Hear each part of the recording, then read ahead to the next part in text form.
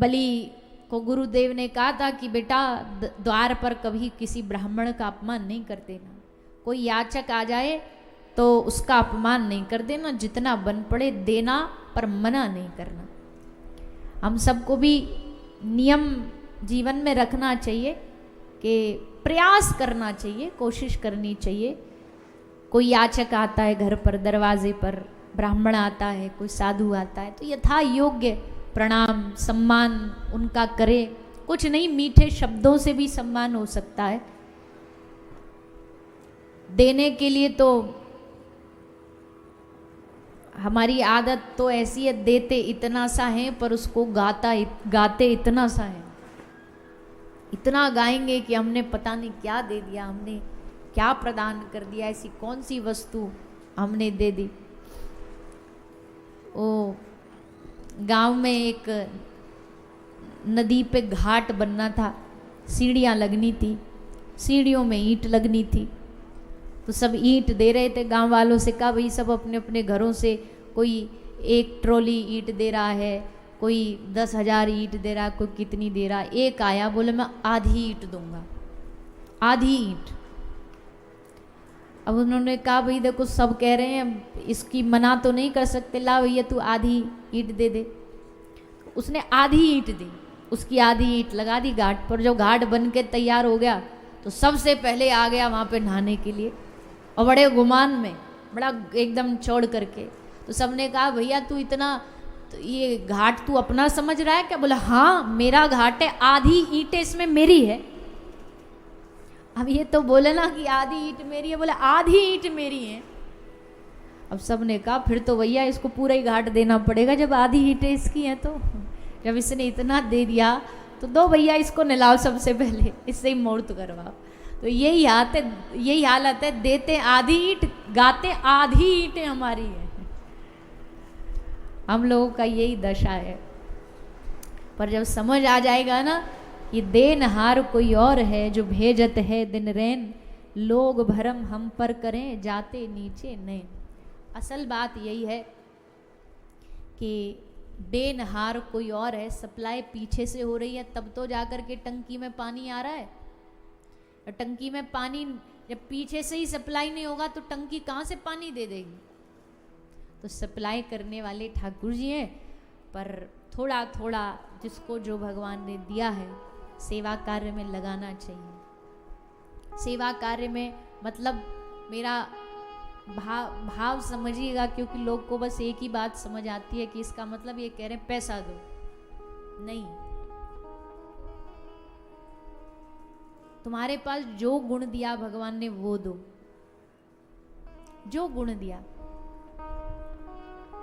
अच्छा गा सकते हो, गा के समाज की सेवा करो जिसमें कुछ हित हो, या तो जो तुम्हारी गा के कमाई हो रही है उसको कुछ कहीं सेवा में लगाओ। अच्छा नाच सकते हो, अच्छा नृत्य करके कुछ अच्छे सेवा काम, अच्छा बोल सकते हो, अच्छा कविता लिख सकते हो, लिख करके कुछ।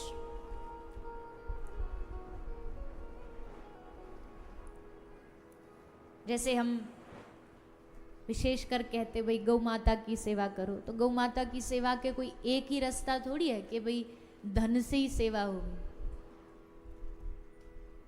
डॉक्टर है, डॉक्टर गाय सेवा करे, गौ माता की सेवा करे, कैसे करेंगे डॉक्टर गौ माता की सेवा? हमारे पास तो टाइम ही नहीं, समय ही नहीं हमारे पास तो जाने का, हम कैसे करें भैया? तुम्हारी एक सेवा है, तुम्हारे यहाँ जब कोई रोगी आए और तुम उसके लिए इलाज, ट्रीटमेंट, प्रिस्क्रिप्शन लिखो, सारी दवाइयाँ लिखो, मेडिसिन लिखो, उसके बाद नीचे एक नोट लिख दो उसमें, और नोट में लिख दो कि अगर घर में कोई भी चीज़ उपयोग करोगे, दूध पियोगे तो शुद्ध देसी गाय का दूध पीना, गाय का घी, गाय का दूध, उसके गाय के दूध से कभी कोलेस्ट्रॉल नहीं बढ़ता। तो अगर ये डॉक्टर कह देंगे तो ये डॉक्टर की गौ सेवा है। और ये बात हम इसलिए भी कह रहे हैं क्योंकि भैया देखो आज के समय में समाज में बहुत समस्याएं हैं, पर समस्याओं का असल समाधान नहीं जान रहे हम। समाधान और कोई नहीं, समाधान गौ रक्षा है, समाधान गौ सेवा है, पर हम और कहीं भटक रहे हैं। समाधान नहीं, उल्ट, जैसे वो एक आदमी घर में कील ठोकने लाया, अब कील ठोकने लाया तो ठोक रहा है, कील अंदर नहीं जाती, उसने दीवार दूसरी जगह उसको ठोकने कोशिश करी, वहां भी अंदर नहीं जा रही, उसको लगा दीवार खराब है, फिर लगा कील खराब है, सोचा कील वाली को जाके पास बदल के आऊं, बदलने गया, भैया तेरी कील खराब है। उसने कहा कैसे खराब? बोले ये दीवार में घुसती नहीं। बोले दिखा। उसने घुसाई तो तुरंत चली गई। बोले मुझसे क्यों नहीं घुस, तू घुसा के दिखा। तो उसने घुसाई, वो कैसे घुसा रहा? कील को उल्टी तरफ से घुसा रहा है, जहां से उसका बाहर हिस्सा होना चाहिए वहां ठोक रहा है। अब ना तो कील खराब ना दीवार खराब, बस उसको उल्टा कर दो, समाधान मिल जाएगा। समाधान है कुछ और, ढूंढ कुछ और रहे। समाधान तभी हो सकता है जब हम गाय, गंगा, गौरी, गौरी मतलब स्त्री, महिला, माता, इन सबको जो सम्मान सदियों से मिलता आ रहा है, वो सम्मान जब मिलेगा तब समाधान होगा। तो समाधान की ओर हमें जाना है। समाधान यही है कि सबको गौ सेवा करनी चाहिए। सामर्थ्यवान हैं आप सब लोग, शक्ति, शहर कोई ऐसा भी नहीं है कि यहाँ कोई बहाना बना सके कि भाई हम तो घर में गाय नहीं रख सकते। क्यों नहीं रख सकते? खूब रख सकते, घर में गाय रखो।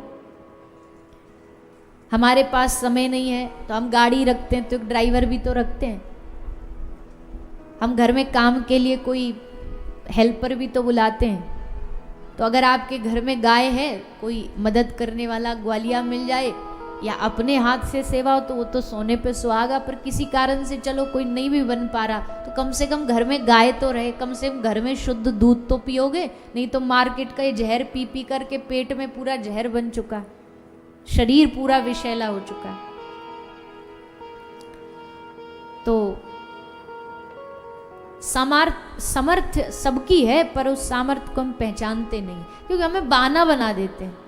जो काम हमें नहीं करना होता उसका हम बहाना बना देते हैं। लेकिन बहाना नहीं बनाना, हमें समाधान खोजना है। तो श्री वामन भगवान बलि के द्वार पर जब पहुंचे तो बलि ने 3 पग भूमि देने का संकल्प किया।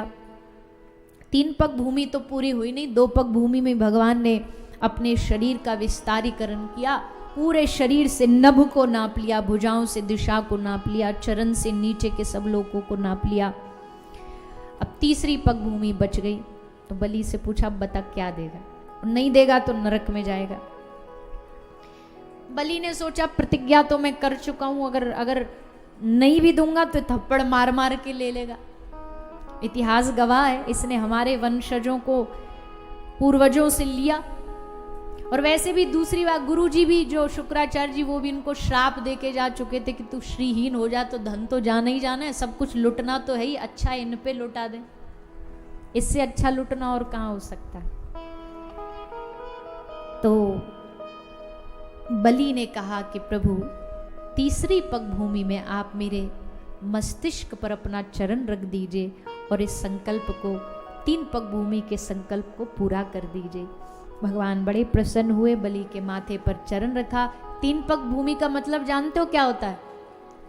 1 दे दोगे तब भी काम नहीं चलेगा, 2 दोगे तब भी काम नहीं चलेगा, 3 देनी पड़ेगी। और 3 क्या है?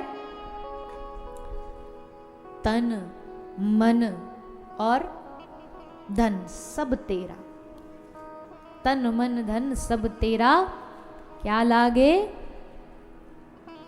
मेरा।